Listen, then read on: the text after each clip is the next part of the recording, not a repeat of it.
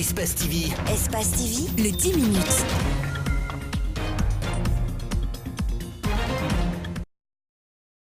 Des portes des bureaux défoncés, des ordinateurs endommagés, des vitres caillassées et d'importantes sommes emportées.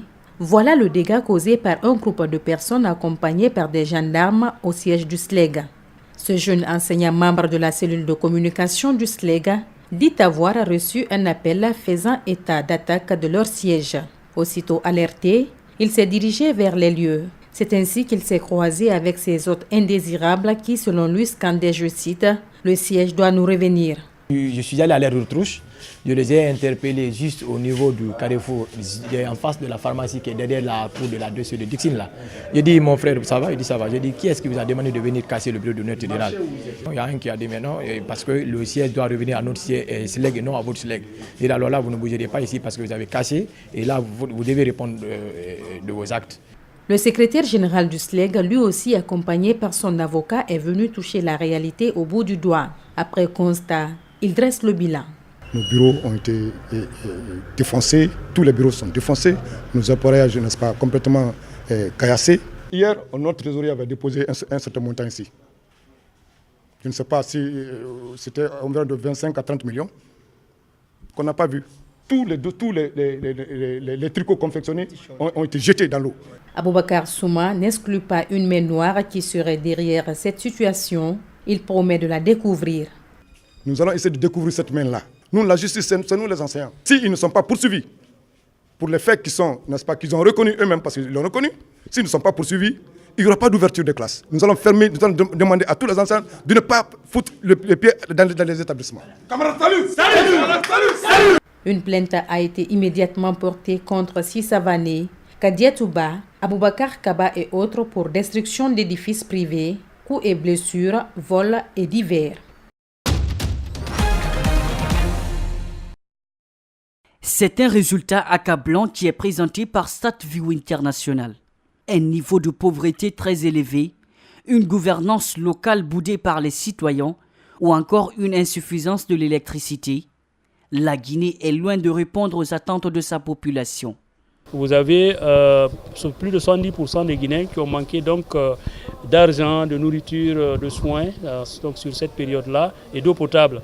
Ce qui veut simplement dire, comme vous l'avez constaté, que 2 tiers des Guinéens considèrent aujourd'hui que leurs conditions de vie sont mauvaises ou très mauvaises. Au niveau de la fourniture d'électricité, d'une manière générale, les citoyens ne sont pas satisfaits de la façon dont l'électricité est fournie. D'après l'observation du réseau Afrobaromètre qui mène ces enquêtes, cette chute est due à la corruption et à la mauvaise gouvernance. Mais malgré tout, le président de StatView International repose son optimisme sur le nouveau gouvernement dirigé par Kasseri Fofana.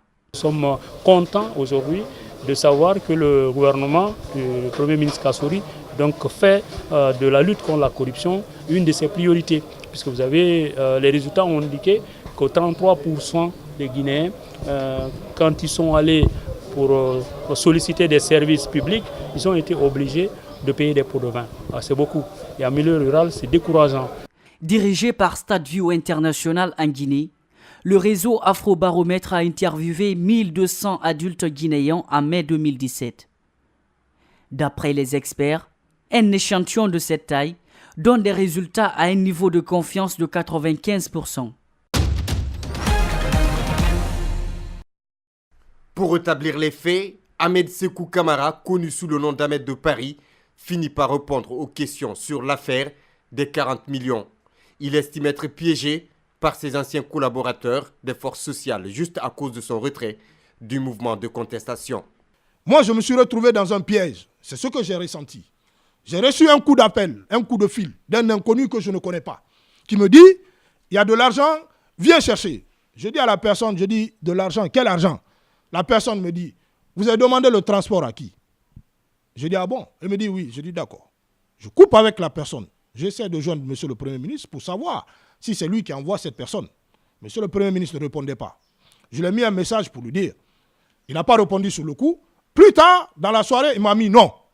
Il poursuit en disant qu'il a été harcelé par Oumar Silla, Fonike Mangué, à travers des appels téléphoniques à maintes reprises. Il m'avait même rappelé encore pour me dire « Ah bro, les 40 millions sont où ?» Je lui ai dit « Les 40 millions, tu les as vus de tes yeux ?» Parce que là, ça commençait à m'énerver, cette histoire. Il m'a appelé 2, 3, 4 fois. Donc il m'a dit « Non, mais t'en as fallu. » Je lui ai dit « Mais tu as vu les 40 millions ou c'est Eder qui t'a dit qu'il y a 40 millions ?» Il m'a dit « Je dis non, mon frère, écoute, tu vas aller à la radio maintenant, tu vas aller dans les médias, mais vas-y. » Nous faisons un petit retour sur la sortie médiatique de Fonike Mangué. Oumar Silla, c'était à la maison de la presse. Je dis, Eder m'appelle là, que tu as pris l'argent, que tu n'as pas donné sa part. Non. Ahmed de Paris m'a répondu que, mais comment est-ce que Eder peut lui dire de donner 20 millions? J'ai dit, tout compte fait, il faut gérer là-bas. Il ne faut pas que mon nom ressorte dedans d'elle. Je dis, sinon, je vais faire un point de presse d'elle. Je dis, il faut gérer là-bas. Il dit non, que lui-même, il veut retourner l'argent au PM. Je dis, fais comme tu veux. Voici les 5 personnes qui viennent de gagner un mouton chacune à travers la promo Tabaski organisée par Orange Money. C'est après avoir respecté les règles de cette promo que ces personnes ont bénéficié du premier prix. Parmi les bénéficiaires, Ibrahima Sissé. Le visage plein de sourires, le gagnant remercie Orange Money pour son geste. Franchement, je suis fou de joie. J'ai ressenti un sentiment de joie et de satisfaction de la part d'Orange Money. Vous savez, quand ils m'ont appelé pour la première fois, je n'aurais pas cru. Mais une fois, ils ont insisté, 2 fois. J'ai décroché l'appel. Et la dame Diallo m'a annoncé la nouvelle.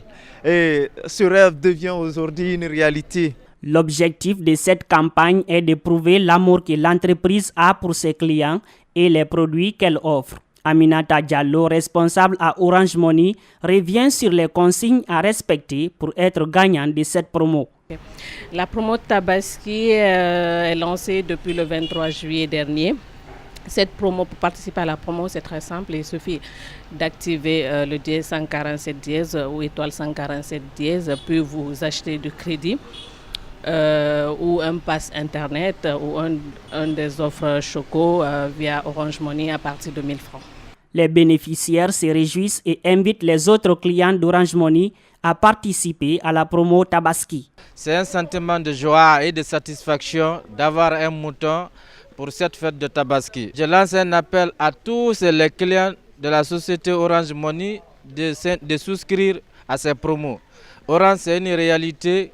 Orange partage la préoccupation de sa clientèle. À rappeler que la promo Tabaski est organisée chaque année par Orange Money.